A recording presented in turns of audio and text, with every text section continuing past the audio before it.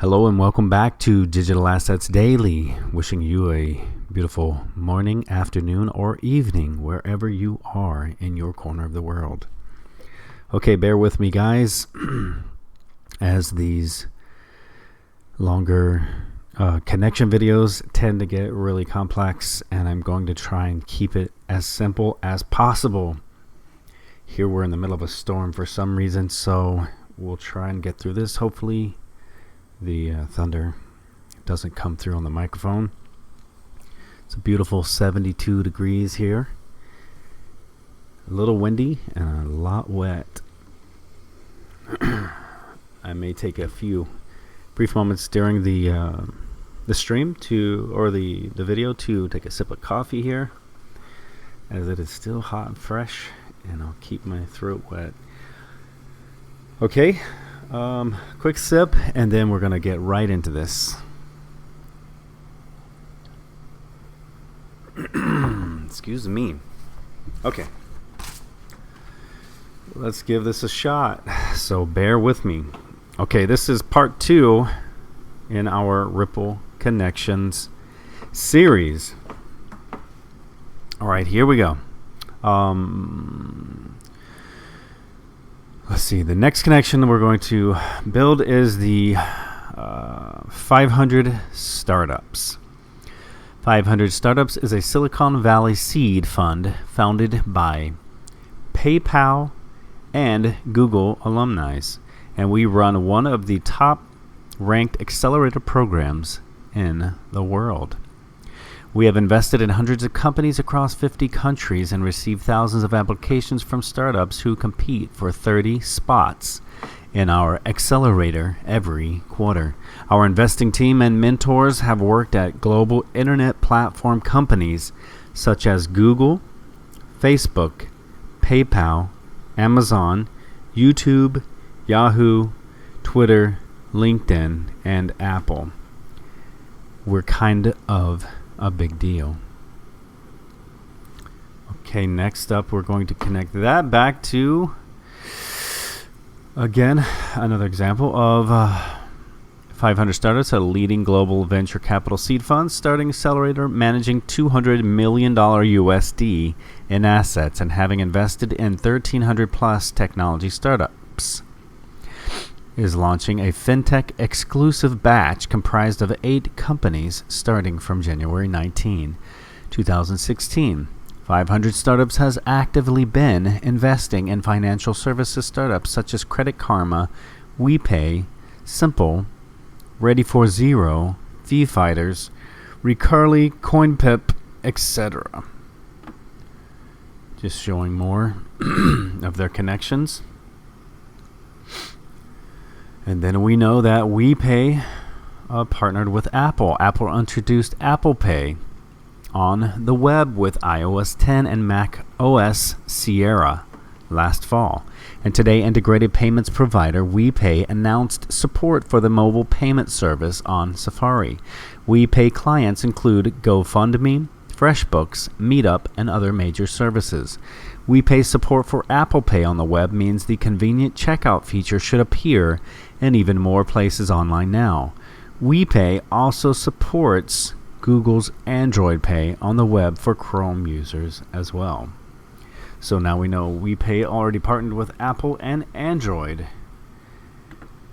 And make sure I'm not missing on this page. Then we know MCX sells one-time Apple Pay Challenger current C to JP Morgan Chase. I'm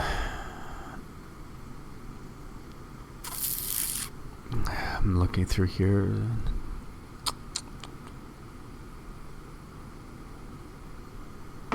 Okay.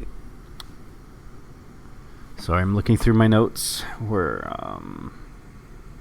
because we know that Apple and Android Pay were acquired by JP Morgan Chase at the end of 2017. Then we have, let's see,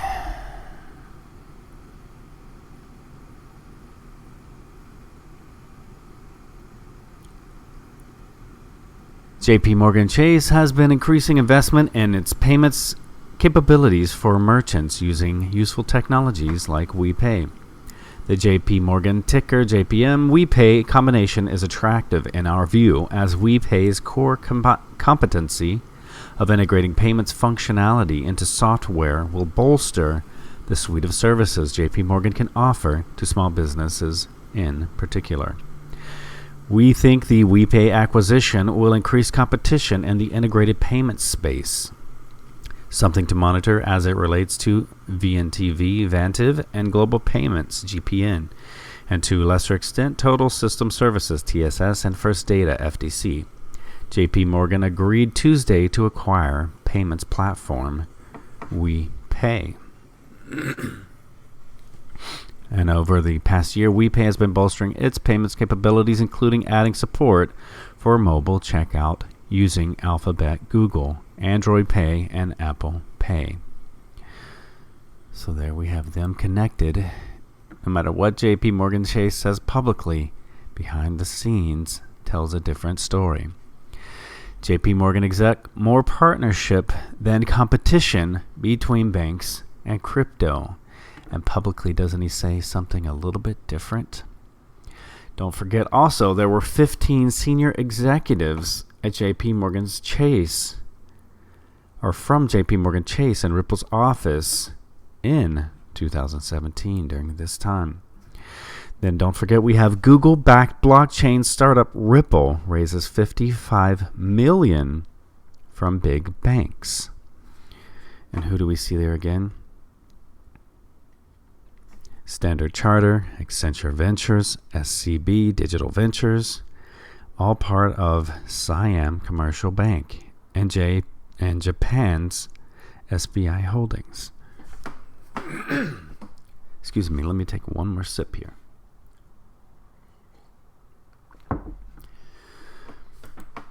Okay, so now we have those connected. Let's go with the Google Ventures. Scroll down here, and who do we have in Google Ventures but Uber? That one seems familiar. We have Stripe. That's another one that seems familiar, as you've heard here.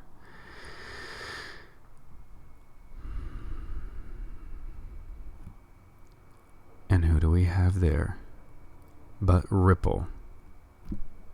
Okay, let's keep moving because it's going to get very complicated if I slow down now. Okay, next we have dLocal. dLocal is a payment provider that was integrated into Ripple's software in 2017, which included Uber, Alipay, WeChat Pay, and Union Pay. And those are the three excuse me, major digital payment providers for China. dLocal adds WeChat Pay, Alipay, and Union Pay to portfolio of emerging market payments. These popular payment methods expand on dLocal's payment solutions in China, helping global merchants capture 70% of the market. Excuse me. My apologies. I'll take another quick sip. Okay, and here we have visitors to China can now use Alipay and WeChat Pay instead of cash or cards. Alibaba affiliated Ant Financial launched a new international version of its mobile payments app, Alipay, on Tuesday, marketing the first time tourists and business travelers can use mobile payments in mainland China. Not to be outdone, Tencent-owned WeChat Pay announced on Wednesday that it will also roll out services for foreigners visiting China. And there you go from Alipay. We heard you want to use Alipay, and guess what? Now you can. Visitors to China are now able to pay with Alipay. Simply download Alipay app through the app stores to start enjoying wallet-free travel. The QR code by the cashier will no longer be a foreign sight. Then we have, going by my notes really quick as I'm reading, maybe we'll consider later if we have enough requests to possibly try a live stream, as we have not at this point, or maybe even adding myself to the screen. So if I'm going through notes or something, you can see why there's a moment of silence. You can see if I'm taking a quick sip or if I'm reading through my notes. Okay, Alipay connection here. It connects back to Alibaba. The whole reason this video was begun, I made a connection in a previous video. I didn't highlight it. I don't even think I mentioned China. For me, all research is a deep dive because obviously you're doing deep research. So there's a lot of information in every one of our videos that has something, as people say, that is a deep dive in it. And as in one of my videos, someone requested, and I think even after that request, another content provider, CKJ, put me on the spot and said, break down and show this in a video. So here it is. Again, this is part 2 in the series. It's going to take a few more videos as it is extensive. Alipay is a virtual payment platform launched in 2004 by the Chinese private from Alibaba Group, which was founded by Jack Ma in 1999. Excuse me. All right, we're getting close to the ending. Thanks for your patience. Thanks for sticking it out. Thanks for holding in and holding on. But we are getting close. PayPal allows merchants to accept China's UnionPay. And then we have here PayPal and Chinese bank card partner UnionPay are using PayPal's Braintree platform to enable merchants in European countries to accept payments from UnionPay credit and debit cards in China, Bloomberg reports. With just a few lines of code, merchants can quickly integrate both UnionPay credit and debit cards into their checkout process. A Braintree blog post states accepting UnionPay card consists of an easy one-time enrollment. From then on, the experience is seamless. The announcement comes from more than a year after PayPal teamed up with UnionPay to support the former China's Connect service. Forgive us if we have been a little too obsessed with Alibaba's Alipay and every move that payments juggernaut has made as it seeks wider global acceptance. The Chinese market is, of course, a very big place, and bank and card issuer UnionPay deserves some attention too. UnionPay, like Alipay, could also be capable of granting merchants outside China access to Chinese spenders. UnionPay itself is looking to grow worldwide, and apparently has been doing a fine job of expanding, as it has been called the fastest growing bank card in the world. It has done so fairly quietly, though not so long ago UnionPay did forge an interesting partnership with Swatch to enable payments through smart watches. That makes UnionPay an important and hefty partner for PayPal. Although PayPal already knows this, as it has been working with UnionPay since early 2015 to support PayPal's China Connect service. PayPal has said in the past that cross-border commerce represents a quarter of its business, and China is the world's biggest engine of cross-border e-commerce growth.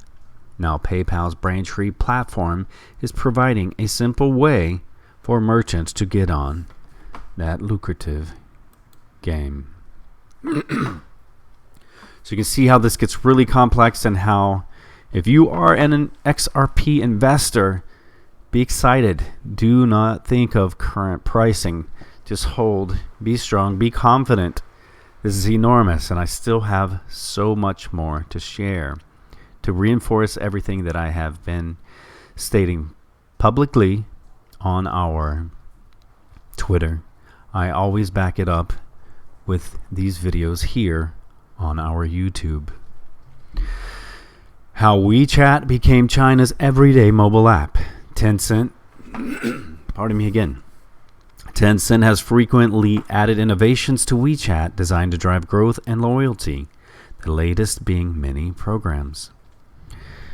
I think my voice, since I'm really just getting...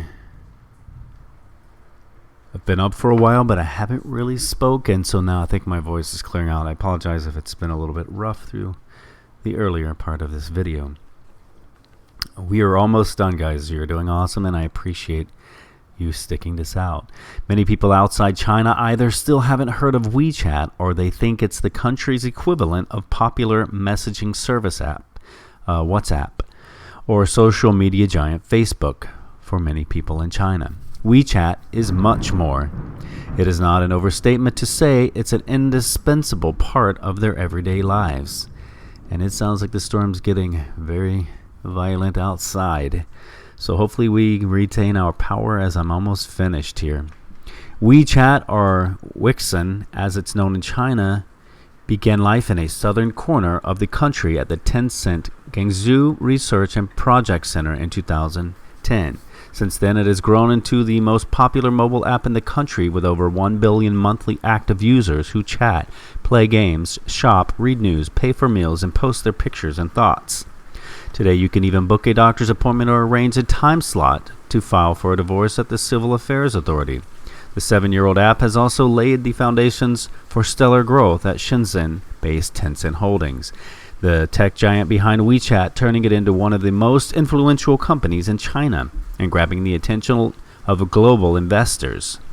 Since the official launch of WeChat in January 2011, Tencent's market capitalization has risen over 10-fold. Yet the company has hit a speed bump. Tencent has lost 29% since a peak of HK 476.6 USD per share in January this year at the time of the article, at $336 USD, erasing US $170 billion from its market value as of Wednesday's close. I don't want to focus too much on that, just showing the connections. Okay, our final article for this, Ripple Connections Part 2. We're going to end that up with let's see, with the this current connection is the TenPay connection to PayPal partnering. We do know that Tencent was working closely with China's central bank with their payments clearing platform. This is more addition to the statement earlier. Tencent has two main payment platforms, TenPay and WeChat Pay, known as WePay. TenPay is a PayPal-like feature that was developed for Tencent's older messaging app QQ. The platform was eventually expanded to its newer mobile messaging platform, WeChat, as WeChat Pay, known as WePay and Weixin Pay. The two platforms are now often referred to as a single payments platform. Last year, Analysis International reported that TenPay WeChat Pay controlled 40% of the mobile payments market in China, making it the second largest payments platform after Alibaba-backed Alipay. All right. Basically, to summarize this, we had a VC firm, which was the 500 Startups. That was backed and founded by Google, PayPal employees, and the list continued, as you saw, as I read, that were invested in WePay. WePay is a market leader for payment providers at the crowdfunding site and for small business tools. We saw and read, then we learned that WePay is partnered with Apple Pay and Android Pay, which is also Google Play. we saw they were purchased by JP Morgan Chase. The same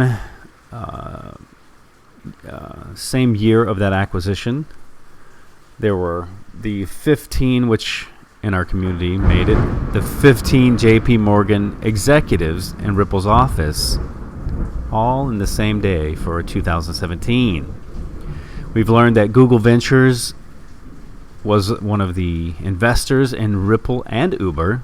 We've learned that dLocal, the payment provider, was integrated into Ripple software also the same year in 2017.